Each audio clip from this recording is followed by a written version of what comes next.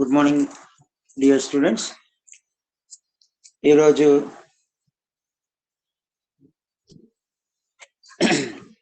మనం వికిరణ నిర్ణాయక పైరోమీటర్లోని రకాలు, వికిరణ pyrometer measurements of radiation and types of pyrometers, వికిరణ పైరోమీటర్లు వాటిలోని రకాలు ఈ గురించి తెలుసుకుందాం. కృష్ణ వస్తువు నుంచి వెలువడే ఉష్ణ వికిరణం కేవలం వస్తువు యొక్క ఉష్ణోగ్రత మీద మాత్రమే ఆధారపడి ఉంటుంది అన్నమాట. ఒక బ్లాక్ బాడీ తీసుకుంటే ఆ బ్లాక్ బాడీ నుంచి ఏదైనా రేడియేషన్ బయటకు వస్తుంది అని మనం భావిస్తే ఆ రేడియేషన్ ఓన్లీ ఆ బ్లాక్ బాడీ పొందినటువంటి టెంపరేచర్ మీద మాత్రమే డిపెండ్ అయి ఉంటుంది. టెంపరేచర్ మీద మాత్రమే డిపెండ్ అయి ఉంటుంది. సో ఈ టెంపరేచర్ డిపెండెన్సీ అనేది లేదా ఈ టెంపరేచర్ అనేది బ్లాక్ బాడీకి సంబంధించినటువంటి ఒక ముఖ్యమైనటువంటి ఆస్పెక్ట్ అన్నమాట. ముఖ్యమైనటువంటి ఆస్పెక్ట్. ఓకే, సో ఇది ఫస్ట్ కండిషన్. ఇది మనకు ఉండేటటువంటి ఫస్ట్ కండిషన్. రెండోటటువంటిది ఏంటి అంటే ఈ బ్లాక్ బాడీ రేడియేషన్ కొలిచేటప్పుడు మనం రెండు రకాలైనటువంటి రేడియేషన్స్ గురించి మాట్లాడాల్సి ఉంటుందండి. పూర్తిగా మొత్తం రేడియేషన్ కొలుస్తున్నామా లేదా అందులో కొద్ది భాగాన్ని మాత్రమే కొలుస్తున్నామా అనేటటువంటిది, మొత్తం రేడియేషన్ కొలుస్తున్నామా లేదా అందులో కొద్ది భాగాన్ని మాత్రమే కొలుస్తున్నామా అనేటటువంటిది ముందు చూసుకోవాల్సి ఉంటుంది. ఈ రేడియేషన్ ని కొలిచేటటువంటి ప్రక్రియనే పైరోమెట్రీ అంటారు. లేదా ఎక్కువ టెంపరేచర్స్, హై టెంపరేచర్స్ మెజర్ చేసేటటువంటి ప్రాసెస్ ని రేడియేషన్ పైరోమెట్రీ, అధిక ఉష్ణోగ్రతలను కొలవడం, నిర్ణయించడం వంటి చేయడాన్ని రేడియేషన్ పైరోమెట్రీ అంటాము. ఇందుకు వాడేటటువంటి ఇన్స్ట్రుమెంట్స్ ని, పరికరాలని పైరోమీటర్లు అంటారు. పైరోమీటర్స్. సాధారణంగా పైరోమీటర్స్ రెండు రకాలు ఉంటాయండి. ఫస్ట్ది పూర్ణ వికిరణ పైరోమీటర్, టోటల్ రేడియేషన్ పైరోమీటర్. ఈ పైరోమీటర్ ని యూజ్ చేసుకొని దాని నుంచి ఆ బ్లాక్ బాడీ అనుకోండి, బ్లాక్ బాడీ నుంచి రిలీజ్ అయ్యేటటువంటి టోటల్ రేడియేషన్ మొత్తం అన్ని తరంగ దైర్ఘ్యాలు, అన్ని వేవ్ లెన్స్, రిలీజ్ అవుతున్నటువంటి రేడియేషన్ లో ఉన్నటువంటి అన్ని వేవ్ లెన్స్ ని మనం కొలవచ్చు. అన్ని వేవ్ లెన్స్ ని కొలవచ్చు. ఓకే, సో ఈ రేడియేషన్, టోటల్ రేడియేషన్ పైరోమీటర్ లో మనం యూజ్ చేసే ఫార్ములా స్టీఫెన్స్ లా అన్నమాట. స్టీఫెన్ నియమం, E is proportional to T power 4. E is proportional to T power 4. ఈ ఫార్ములా ఉపయోగించుకొని మనం టోటల్ రేడియేషన్ పైరోమీటర్స్ ఉపయోగించి, పైరోమీటర్లను ఉపయోగించి ఆ బ్లాక్ బాడీ, ఆ కృష్ణ వస్తువు యొక్క టెంపరేచర్ని మనం ఖచ్చితంగా లెక్కించవచ్చు. టెంపరేచర్ని ఖచ్చితంగా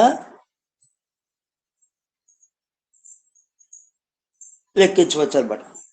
ఈ రెండో రకమైనటువంటిది దృశ పైరోమీటర్స్. వాటిని మనం ఆప్టికల్ పైరోమీటర్స్ అని చెప్తా ఉంటాం. ఈ ఆప్టికల్ పైరోమీటర్స్ ఏం చేస్తాయి అంటే, దృశ పైరోమీటర్స్ ఏం చేస్తాయంటే, మన బ్లాక్ బాడీ నుంచి, కృష్ణ వస్తువు నుంచి విడుదలయ్యేటటువంటి రేడియేషన్ లోని కొంత భాగం మాత్రమే, కొన్ని తరంగ దైర్ఘ్యాలు మాత్రమే కొలుస్తుంది అనమాట. దీనిలో మనం ఆప్టికల్ పైరోమీటర్ అంటాం. అంతా మొత్తం వేవ్ లెన్స్, అన్ని వేవ్ లెన్స్ ని కొలవదు, ఏదో కొద్దిపాటి లిమిటెడ్ రేడియేషన్ మాత్రమే కొలుస్తూ ఉంటుంది. లిమిటెడ్ రేడియేషన్ మాత్రమే కొలుస్తూ ఉంటుంది. సో ఇలాంటి పైరోమీటర్స్ లోని మనం వీన్స్ డిస్ప్లేస్మెంట్ లా, వీన్ స్థానభ్రంశ నియమం, lambda T equal to constant అనేటటువంటి ఫార్ములాలు కానీ, లేదా ప్లాంక్ వికిరణ సూత్రం, ప్లాంక్ రేడియేషన్ లా, దాన్ని కానీ ఉపయోగించి ఆ బ్లాక్ బాడీ యొక్క టెంపరేచర్ మనం లెక్కించవచ్చు. బ్లాక్ బాడీ యొక్క టెంపరేచర్ ని లెక్కించవచ్చు అన్నమాట. సో సాధారణంగా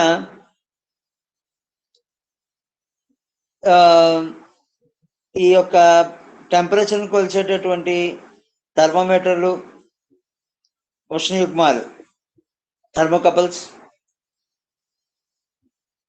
లేదా రెసిస్టెంట్ థర్మోమీటర్స్, నిరోధపు థర్మోమీటర్. వీటికన్నా ఈ పైరోమీటర్లు వాడటం వల్ల ఎక్కువ యూజెస్ ఉన్నాయన్నమాట. పైరోమీటర్లు వాడటం వల్ల ఎక్కువ యూజెస్ ఉన్నాయి. అవి ఏంటి లైన్గా మీకు చెప్తాను చూడండి. నెంబర్ 1, కొన్ని బాడీస్ ఉంటాయి, హాట్ బాడీస్. వాటి దగ్గరికి వెళ్ళి మన దాని టెంపరేచర్ ఎంత ఉంది అనేది మనం ఖచ్చితంగా చూడలేం. ఫర్ ఎగ్జాంపుల్ బ్లాస్ట్ ఫర్నెస్, ఎలుగుని ఐరన్ ఓర్ని కరిగించే ఐరన్ ని తీసేటటువంటి బ్లాస్ట్ ఫర్నెస్లు, స్టీల్ ప్లాంట్లు లాంటివి ఉంటాయి. వాటి తాలూకు టెంపరేచర్స్ ఎంత తక్కువ తీసుకుని 1500 నుంచి 1800 డిగ్రీ సెంటిగ్రేడ్ పైన ఉంటాయి. సో అంత ఎక్కువ టెంపరేచర్ దగ్గర ఉన్నటువంటి ఆ యొక్క ఐరన్ ఓర్, ఇనప ఖనిజం దగ్గరికి మనిషి వెళ్ళి థర్మోమీటర్ పట్టుకొని దాని టెంపరేచర్ కొలవలేడు. అందుకు ఇలాంటి సందర్భాల్లో మనం ఈ యొక్క రేడియేషన్ పైరోమీటర్లు ఉపయోగిస్తాం అన్నమాట. రేడియేషన్ పైరోమీటర్లు ఉపయోగిస్తాం. ఓకే, సో ఈ రేడియేషన్ పైరోమీటర్ల తాలూకా రెండో అతి ముఖ్యమైనటువంటి ఉపయోగం ఏంటి? రేడియేషన్ పైరోమీటర్ల యొక్క రెండో అతి ముఖ్యమైన ఉపయోగం ఏంటి అంటే ఈ వేడిగా ఉండేటటువంటి వస్తువుకి మరియు ఆ యొక్క కొలిచేటటువంటి ఈ యొక్క పైరోమీటర్కి మధ్యన ఫిజికల్ కాంటాక్ట్, భౌతికమైనటువంటి కాంటాక్ట్ అంటే రెండు పక్క పక్కన పెట్టి ఉంచాల్సినటువంటి అవసరం లేదనమాట. లేదు. ఇలా అవసరం లేకుండానే మనం ఈ రేడియేషన్ని కొలవచ్చు. దీనివల్ల మనకి ఫిజికల్గా ఏ విధమైనటువంటి డ్యామేజ్ జరగదు. మన బాడీ ఇప్పుడు దగ్గరగా వేడి వస్తువు దగ్గరగా వెళ్ళాలి అనుకున్నాం అనుకోండి, మనకు ఖచ్చితంగా ఫిజికల్ డ్యామేజ్ జరుగుతుంది. ఎందుకంటే దాని తాలూకు వేడి చాలా ఎక్కువగా ఉంటుంది కాబట్టి. అలాంటి ఫిజికల్ డ్యామేజ్ ఏమీ జరగకుండా ఈ యొక్క పైరోమీటర్లు దూరంగా ఉండే మనం చెక్ చేసుకోవచ్చు. ఓకే, ఈ రెండు అతి ముఖ్యమైనటువంటి ఉపయోగాలండి. ఇంకా మూడోది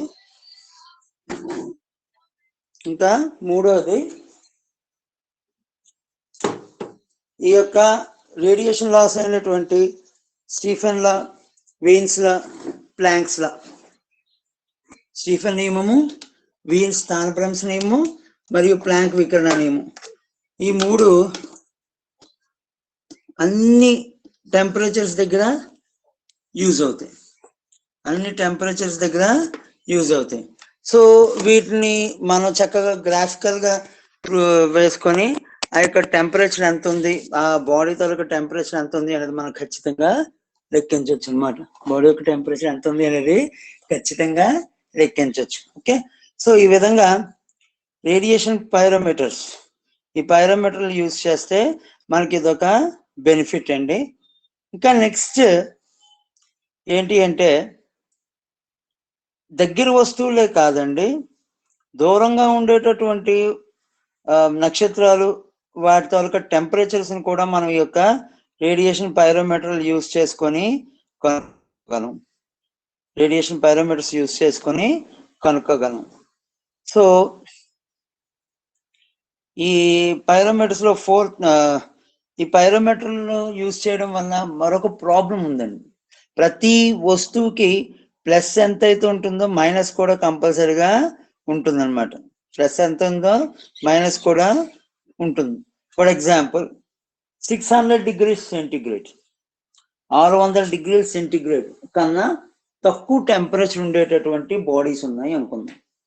ఆ బాడీస్ రిలీజ్ చేస్తున్నటువంటి రేడియేషన్ తాలూకా ఇంటెన్సిటీ, తీవ్రత కొంచెం తక్కువగా ఉంటుంది. 600 degrees సెంటిగ్రేడ్ కన్నా తక్కువ రేడియేషన్ ఉండేటటువంటి బాడీస్ ఆ రేడియేషన్ ఇంటెన్సిటీ, వికిరణ తీవ్రత చాలా తక్కువగా ఉంటుంది. ఈ పైరోమీటర్లు యూజ్ చేసుకొని మనం 600 degrees సెంటిగ్రేడ్ కన్నా తక్కువ టెంపరేచర్ని కొలవలేము అనమాట. రెండోటటువంటిది ఈ పైరోమీటర్లను యూజ్ చేసుకొని మనం కొలిచేటటువంటి టెంపరేచర్ ఎల్లప్పుడు జనరల్ గా తీసుకున్న ఒరిజినల్ బాడీ టెంపరేచర్ కన్నా తక్కువగానే ఉంటుంది.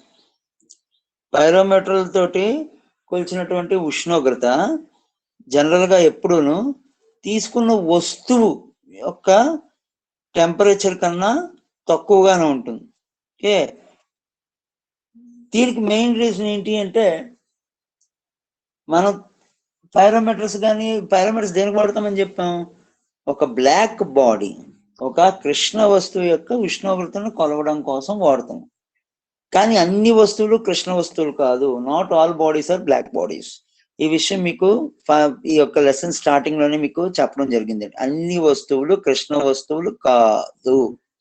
సో అన్ని వస్తువులు కృష్ణ వస్తువులు కానప్పుడు కృష్ణ వస్తువు లేదా బ్లాక్ బాడీకి ఉండేటటువంటి ఒరిజినల్ డెఫినేషన్ ప్రకారం అసలు బ్లాక్ బాడీ అంటే ఏంటి? డెఫినేషన్ ప్రకారం బ్లాక్ బాడీ అంటే ఏంటి? ఏ వస్తువు అయితే తన మీద పడినటువంటి పూర్తి వికిరణాన్ని, టోటల్ రేడియేషన్ అది బయటకు రిలీజ్ చేసేయాలి. టోటల్ రేడియేషన్ అనేది బయటికి రిలీజ్ చేసేయాలి. అలా రిలీజ్ చేసేటటువంటి బాడీస్ మనం బ్లాక్ బాడీస్ అంటాం. కానీ అన్ని వస్తువులు బ్లాక్ బాడీస్ కానప్పుడు నీకు టోటల్ గా బయటికి ఏం రిలీజ్ అవుతుంది? మొత్తం రిలీజ్ అయ్యేటటువంటి టెంపరేచర్ ఆ పూర్తిగా ఉండదు. ఎందుకంటే బ్లాక్ బాడీ కానప్పుడు ఏం చేస్తాయండి, కొన్ని బాడీస్ వాటి మీద పడే టెంపరేచర్ని అబ్జర్వ్ చేసేసుకుంటాయి. సో ఆ రేడియేషన్ ని కొంత అబ్జర్వ్ చేసుకుంటే కొంత మాత్రం వదులుతాయి. కానీ బ్లాక్ బాడీ డెఫినేషన్ ప్రకారం దాని మీద పడినటువంటి మొత్తం రేడియేషన్ అంతా బయటకు రిలీజ్ అవ్వాలి. మొత్తం రేడియేషన్ మొత్తాన్ని అబ్జర్వ్ చేసుకోవాలి, గ్రహించాలి. ఆ గ్రహించినటువంటి మొత్తం రేడియేషన్ అది మళ్ళీ తిరిగి బయటికి వదిలేయాలి. కానీ చాలా వస్తువులు దాని మీద పడేటటువంటి రేడియేషన్ కి ఆ వేడెక్కి లేదా ఆ రేడియేషన్ ఆ వేడిని అది అబ్జర్వ్ చేసుకుంటాయి. కానీ మళ్ళీ రేడియేషన్ దాని మీద పడినకుండా తీసిన తర్వాత బ్లాక్ బాడీ లాగా పూర్తిగా బయటకు వదలకుండా కొద్ది మొత్తంలో వాటిలోనే ఉంచేసుకుంటాయి. కొంచెం మొత్తం మాత్రమే రేడియేషన్ బయటకి రిలీజ్ చేస్తాయి. For example, black body 100% radiation తీసుకొని 100% రేడియేషన్ బయటకు వదిలింది అనుకుంటే, ఈ బ్లాక్ బాడీ కాని వస్తువు అయితే 100% రేడియేషన్ తీసుకొని 60-70 వదులుతుంది. అంటే అక్కడ ఏం జరుగుతుంది? ఆ వేడి వస్తువు తాలూకా ఒరిజినల్ టెంపరేచర్ పూర్తి స్థాయిలో బయటకు మనకి రాదన్నమాట. అలా రానప్పుడు మనం కొలిచేటటువంటి టెంపరేచర్ అసలు వస్తువు టెంపరేచర్ కన్నా తక్కువగా ఉంటుంది. కానీ ఇక్కడున్న అతిపెద్ద ఈ పైరోమీటర్స్ ఉపయోగించినప్పుడు ప్రాబ్లం ఏంటి అంటే, will consider that bodies are black bodies.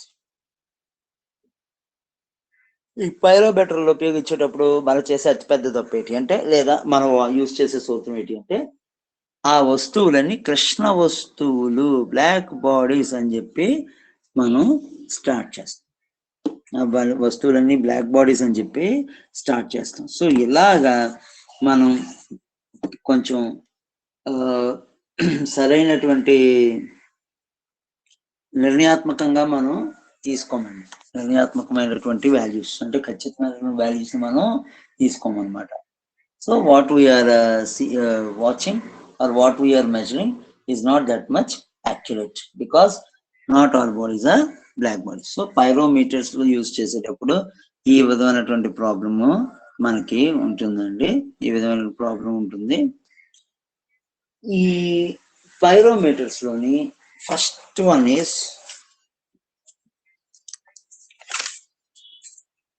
Ferry పూర్ణ వికిరణ pyrometer, Fery total radiation pyrometer. ఇది జనరల్గా ఇందులోని పొడవైనటువంటి మీకు డయాగ్రామ్ చూపిస్తానండి. Fery total radiation pyrometer.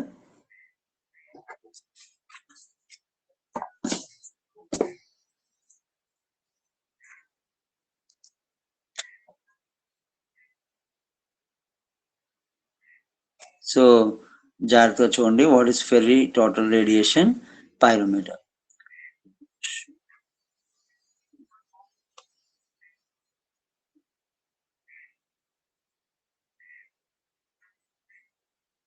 So this is your Ferri's total radiation pyrometer. Ferri పూర్ణ వికిరణ pyrometer. ఇందులో ఓ పొడవైనటువంటి గొట్టం ఉంటుందండి. బాగా పొడవుగా ఉండేటటువంటి ఒక గొట్టం ఉంటుంది. సో ఇక్కడ సి అనే లెటర్ కనిపిస్తుంది కదా, సి అనే లెటర్ కనిపిస్తుంది కదా.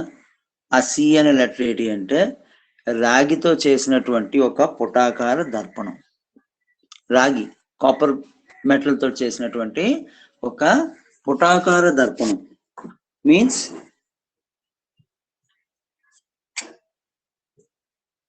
Concave mirror. Concave mirror. Okay. So ఈ కాన్కేవ్ మిర్రర్ ముందు వైపు నికెల్ కోటింగ్ వేస్తారండి. నికెల్ కోటింగ్ వేస్తారు. అది ఏం చేస్తుంది అంటే దాని మీద పడినటువంటి లైట్ ని అది ముందుకి రిఫ్లెక్ట్ చేస్తుంది అన్నమాట. ఈ కాన్కేవ్ మిర్రర్ మధ్యలో మనకు ఒక ఐపీస్, ఈ అనేటటువంటి ఐపీస్ ని అమరుస్తారు. ఈ అనేటటువంటి ఐపీస్ ని అమరుస్తారు అన్నమాట. కాన్కేవ్ మిర్రర్ మధ్యలో ఈ అనేటటువంటి ఐపీస్ ని అమరుస్తారు. దీని నుంచి మనం ఆ యొక్క ఇమేజెస్ ని చూస్తామండి. అది ఎలా చూస్తామని మీకు ఎక్స్ప్లెయిన్ చేస్తాము. సో ఈ పొడవైనటువంటి లోహపు గొట్టం తీసుకుంటాం కదండి. ఆ గొట్టం ఒక అంచు మీకు కాన్కేవ్ మిర్రర్ తో క్లోజ్ చేయబడి ఉంటుంది. ఆ కాన్కేవ్ మిర్రర్ ముందుకి వెనక్కి వెళ్ళడానికి వీలుగా ఒక rack and pinion screw, rod అనేటటువంటి స్క్రూ ఒకటి అటాచ్ చేయబడి ఉంటుంది. ఆర్ అనే స్క్రూ ఒకటి అటాచ్ చేయబడి ఉంటుంది. అని మన ర్యాక్ అండ్ పీనియన్ స్క్రూ అంటారు. ఈ ఈ కాన్కేవ్ మిర్రర్ తాలూకా నాభి వద్ద, కాన్కేవ్ మిర్రర్ తాలూకా నాభి ఫోకస్ లేదా కాన్కేవ్ మిర్రర్ ఆ యొక్క పుటాకార దర్పణం మీద పడినటువంటి కాంతి ఏ పాయింట్ దగ్గర అయితే కేంద్రీకరించబడుతుంది కాన్సెంట్రేట్ ఆఫ్ ద, ఆ పాయింట్ దగ్గర ఎగ్జాక్ట్ గా ఒక ఉష్ణయుగ్మం థర్మోకపుల్, ఓకే, పలక, థర్మోకపుల్ ప్లేట్ అన్నమాట. ఆ ఒక ప్లేట్ ఉంటుంది. ఆ ప్లేట్ కి అటాచ్డ్ గా ఒక థర్మోకపుల్ ఉంటుంది. ప్లేట్ కి అటాచ్డ్ గా ఒక థర్మోకపుల్ ఉంటుంది అన్నమాట. ఆ ప్లేట్ పక్కన మనకి బయట నుంచి వస్తున్నటువంటి ఆ యొక్క కాంతి అటు ఇటు వెళ్లకుండా ఎగ్జాక్ట్ గా ప్లేట్ వైపు పడే విధంగా మనకి ఒక మిర్రర్, చిన్న గ్యాప్ తోటి రెండు మిర్రర్స్, ఎం అనేటువంటి మిర్రర్ ఉంటుందండి. ఆ మిర్రర్ ఏం చేస్తుంది అంటే ఆ లైట్ ని ఎగ్జాక్ట్ గా లోపల ప్లేట్ మీద పడేలాగా చేస్తుంది. ఆ ప్లేట్ ఒక ఐరన్, ఒక మెటల్ స్ట్రిప్, ఒక లోహపు పలక చిన్నది. సో దాని మీద వేడి ఎప్పుడైతే పడుతుందో లోహపు పలక మీద, అది వేడెక్కి అది హాట్ జంక్షన్ కింద మారుతుంది, వేడిగా మారుతుంది. ఈ లోహపు పలకకి, మెటల్ స్ట్రిప్ ఎస్ కి మనం ఒక ఉష్ణయుగ్మం థర్మోకపుల్ని అమర్చామండి. ఒక థర్మోకపుల్ని అమర్చాం. సో ఈ థర్మోకపుల్ అమర్చినప్పుడు అక్కడ ఏం జరుగుతుంది అంటే ఇదేమొచ్చి లోహపు పలక, ఇది లోహపు పలక,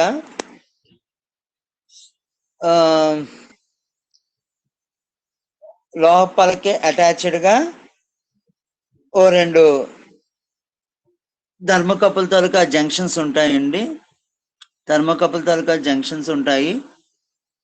ఈ థర్మోకపుల్ జంక్షన్స్ లో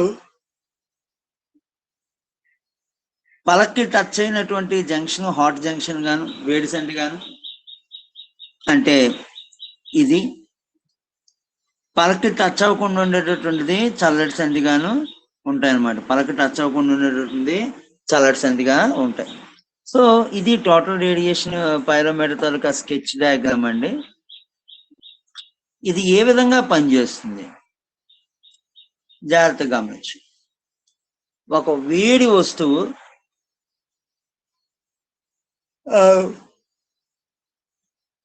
పైరోమీటర్ బుద్ధు కొద్ది ముందున అమరుస్తారు. పైరోమీటర్ కి కొంచెం ముందున అమరుస్తారు వేడి వస్తువు. అమర్చాక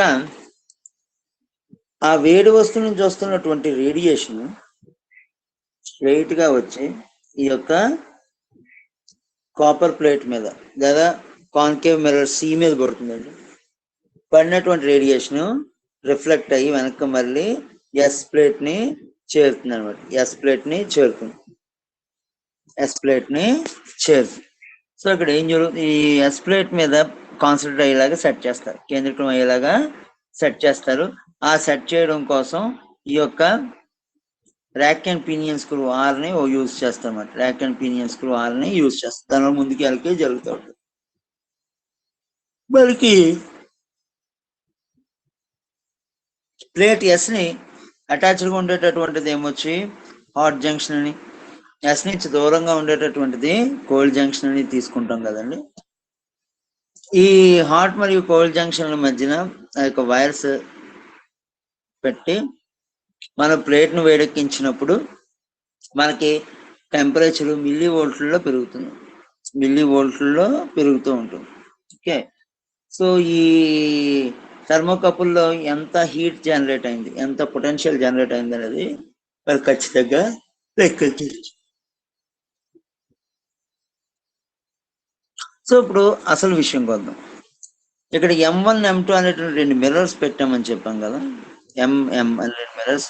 ఆ 2 మిర్రర్స్ ఒకదానికొకటి 10 degrees యాంగిల్లోని మనం అడ్జస్ట్ చేస్తాం. 10 degrees యాంగిల్లో అడ్జస్ట్ చేస్తాం. ఆ 2 మిర్రర్స్ కలిసి ఉండవండి, విడివిడిగా ఉంటాయి. కలిసి ఉండవు, విడివిడిగా ఉంటాయి అన్నమాట. వాటిని కలపం. ఓకే, వాటి మధ్యన కొంత గ్యాప్ కంపల్సరీగా ఉంచుతాం. సో జనరల్ గా వాటి మధ్య ఉండేటువంటి గ్యాప్ 1.5 మిల్లీమీటర్స్ అండి. 1.5 మిల్లీమీటర్స్.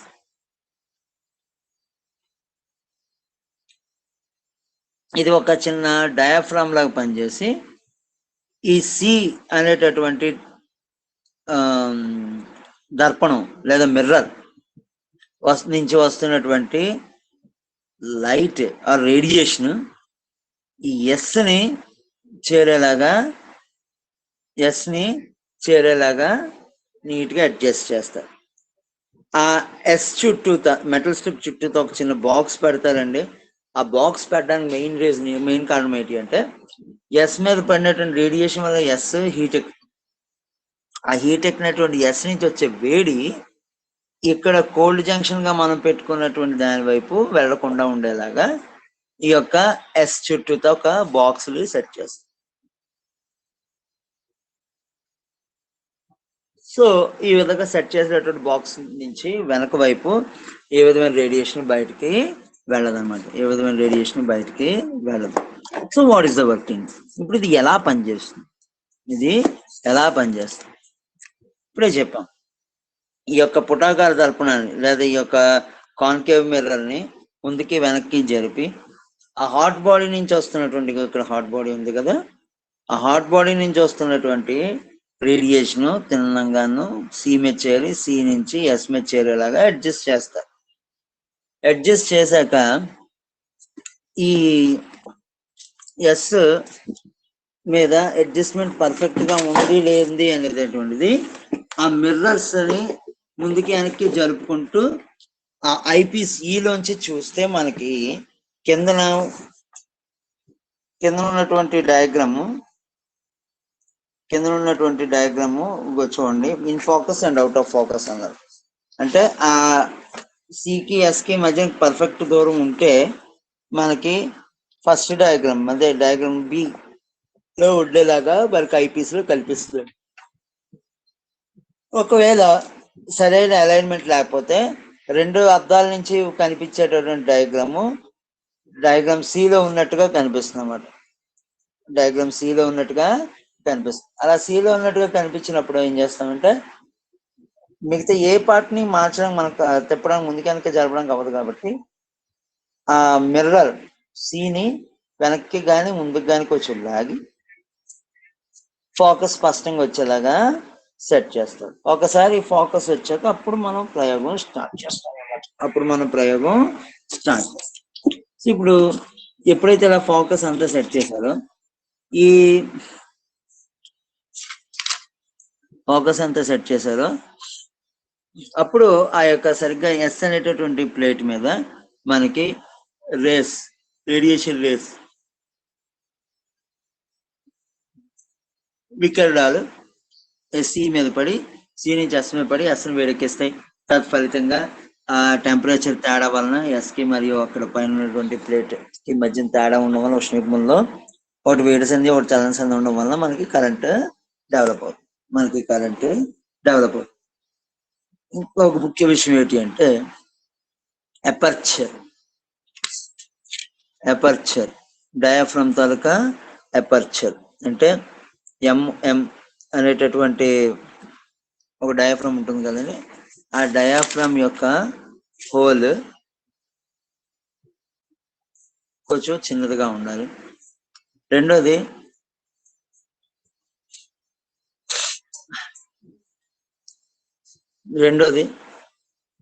ఈ హాట్ బాడీకి పారామీటర్ మధ్య గల దూరం ఎక్కువగా ఉంచకుండా నియమితమైన దూరంలో ఉంచి ఆ అపర్చర్ను కానీ మనం సెట్ చేయగలిగితే అప్పుడు ఆ పైరోమీటర్ కరెక్ట్ అయినటువంటి రీడింగ్ చూపిస్తుంది అనమాట.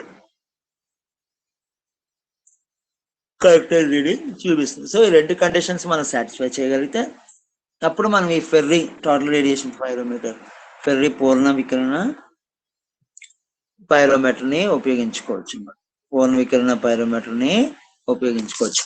సో ఈ ఫెర్రీ పూర్ణ వికిరణ పైరోమీటర్ ఉపయోగించి ఆ వేడి వస్తువు తాలూకా ఉష్ణోగ్రత కొలవడానికి కావాల్సినటువంటి ఫార్ములా వేడి వస్తువు యొక్క ఉష్ణోగ్రత కొలవడానికి కావాల్సినటువంటి formula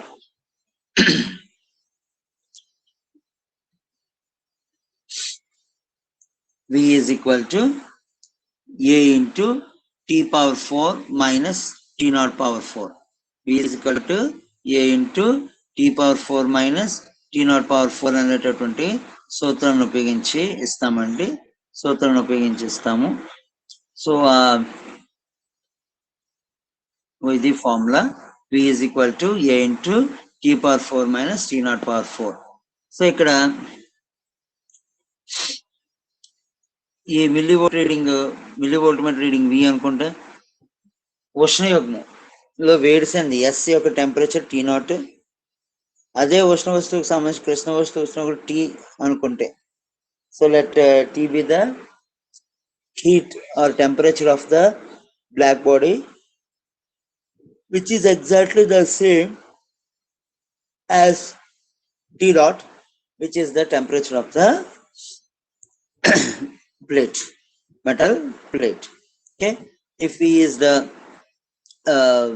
millivoltmeter reading, then from Stephen's law, Stephen నియమం నుంచి V equals to A into T power 4 minus T naught power 4 అనేసి మనం చెప్తా ఉంటాం. T power 4 minus T naught power 4 అనేసి చెప్తా ఉంటారు.